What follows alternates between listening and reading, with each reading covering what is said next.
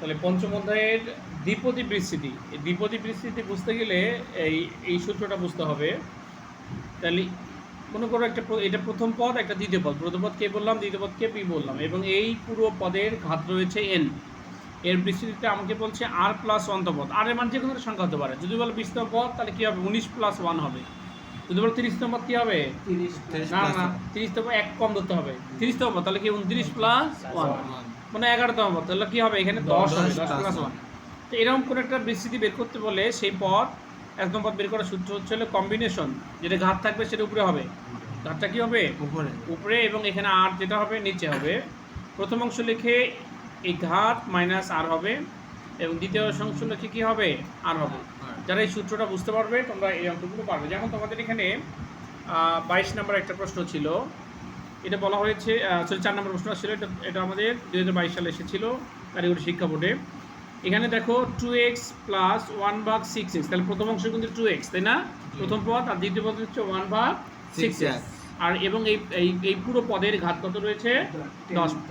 এর বিস্তৃতিতে x বর্জিত পদটি বের করো এবং এর মান বের করো। তাহলে আমি জানি না x বর্জিত পদটা কত নাকি, তোমাদের অবশ্যই x বর্জিত পদ কত এটা অবশ্যই আসবে, কারণ তোমাদের শর্ট সিলেবাস হওয়ার পরে এটা প্রতিবার আসতেছে, বুঝছো কিনা আমার কথা। তাহলে আমরা 4 নম্বর অঙ্কটা এখন শিখি।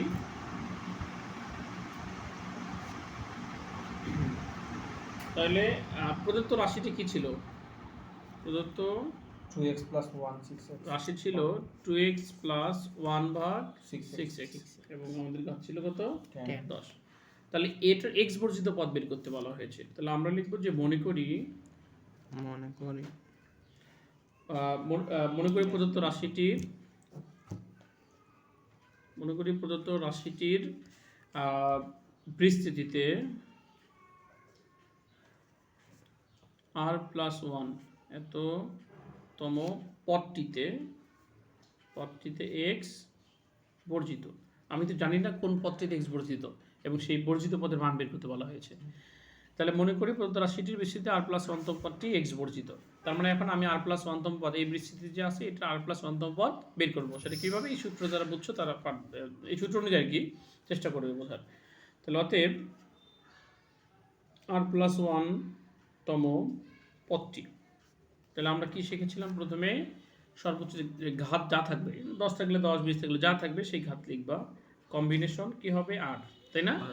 এবারে প্রথম পদের কি হবে, এই 10 - 8 হবে, এবং দ্বিতীয় যে অংশ রয়েছে এই অংশ কি হবে, 8 হবে। এই তো বুঝতে পেরেছো নাকি।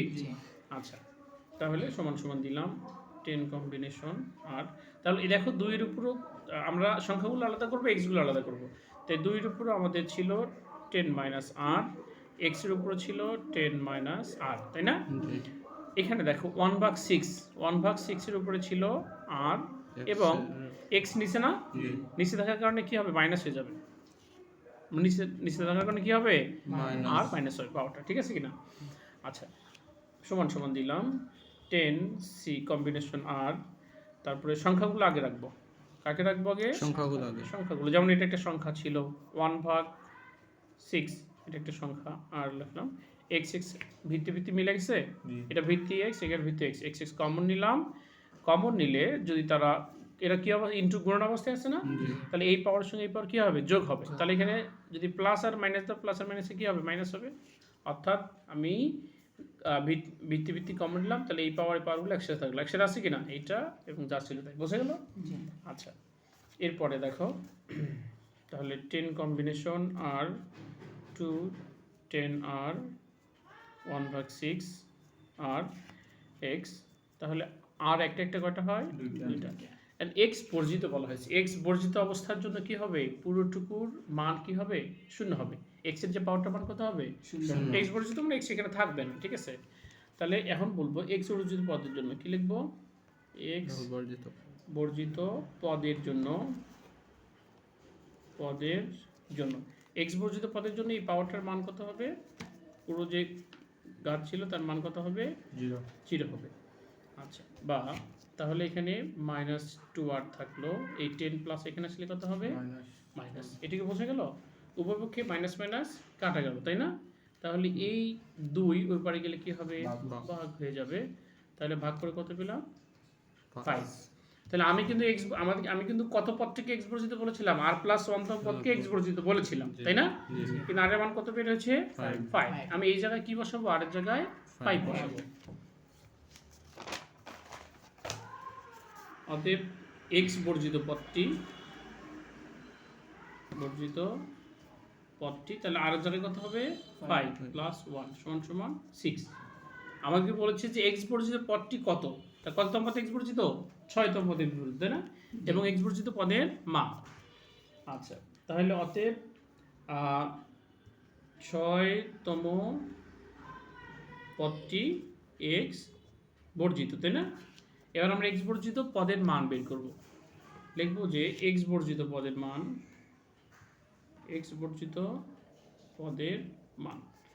এই ক্ষেত্রে আমরা কি করব, এই যে আমরা যে বৃস্তিটি বের করেছি, তাই না? বৃস্তিটি বের করেছি না? এই বৃস্তিটিতে আমরা এক্স যেটুকু অংশ আছে এইটুকু বাদ দেব, বাদ দিয়ে এখানে যেখানে আছে আর এর জায়গায় আমি আর এর মান 5 লিখব, এক্স বর্জন করে দেবো। এই বৃস্তিটিতে এক্স যেটা আছে অংশটা বর্জন করে দেবো, বাতিল করে দেবো, দিয়ে যে অংশটুকু থাকবে সেই অংশটুকুর মধ্যে আমি আর এর জায়গায় কত লিখবো, আর এর মান 5, আর যে মান 5 আছে সেটা লিখবো। তাহলে এখানে ছিল 10 কম্বিনেশন আর 2 10 মাইনাস আর 1/6 এটা লিখবো আমরা। তাহলে 10 কম্বিনেশন আর ছিল না, আর জায়গায় কত লিখবো 5, তারপর 2 ছিল 10 কম্বিনেশন কত ছিল 5, আর জায়গায় 5 হবে। এরপর ছিল আমাদের 1/6, এখানে আর ছিল, আর জায়গায় কত লিখবো 5। এটা কি বোঝা গেল? জি। আচ্ছা, এটা ক্যালকুলেটর আছে তোমাদের কাছে, দেখো সাইন্টিফিক ক্যালকুলেটর। আচ্ছা, 10 কম্বিনেশন 5 গুণন, তাহলে এখানে দেখো এই 10 থেকে 5 বাদ দাও, কত হবে 5। আচ্ছা, এখানে দেখো 6 উপর পাওয়ার কত আছে 5 উপর পাওয়ার 5 দিয়ে দিলাম, পাওয়ার 1 উপর পাওয়ার 5 মানে তো 1ই হয়। এইটুকু আমরা এখন হিসাব করব। কিভাবে হিসাব করব, এটা কিভাবে হিসাব করতে হয়, 10 কি লিখতে হবে 10 শিফট, এরপরে ভাগ চাপবা, কি চাপবা ভাগ। তাহলে প্রথমে 10 চাপবা, শিফট চেপে এই ভাগ চিহ্ন চাপবা, চাপার পরে কত আছে আমাদের 5 আছে না, 5 চাপবা। তাহলে এখানে কত হলো 252 আসলো গুণন। এবার 2 এর উপর পাওয়ার কত আছে 5, তাহলে এটা আমাদের আসে 32, তাই না? গুণন 1/6 এর উপর পাওয়ার কত আছে 5, তাই না? এটা হলো 7776, তাই না? আচ্ছা, এই সংখ্যাটাকে আমি যদি এখন এটাকে 32 দ্বারা ভাগ করি, তাহলে এটাকে 32 দ্বারা ভাগ করলে কত হয় 243, তাই না? 32 দ্বারা কাটলাম। এখন আমাকে এখানে 52 আছে, আমি দেখবো যে এই দুটো সংখ্যা এমন একটা সংখ্যা নির্বাচন করবো যেটা দুটোকেই ভাগ যায়। তাহলে এক্ষেত্রে আমি মনে করি দেখি 9 দ্বারা এটাকে ভাগ যায় কিনা 243-কে। তাহলে 243 ভাগ 9, হ্যাঁ 9 দ্বারা ভাগ যায় কত হয় 27, তাই না? একইভাবে 252-কে আমি যদি 9 দ্বারা ভাগ দিই কত হয় 28। বোঝা গেল কিনা? তাহলে আমি নিচে লিখে আরো, তাহলে আমি উপরে পেলাম 28, নিচে পেলাম 27। এটি হচ্ছে আমাদের আনসার। এটি কি বুঝতে পেরেছ?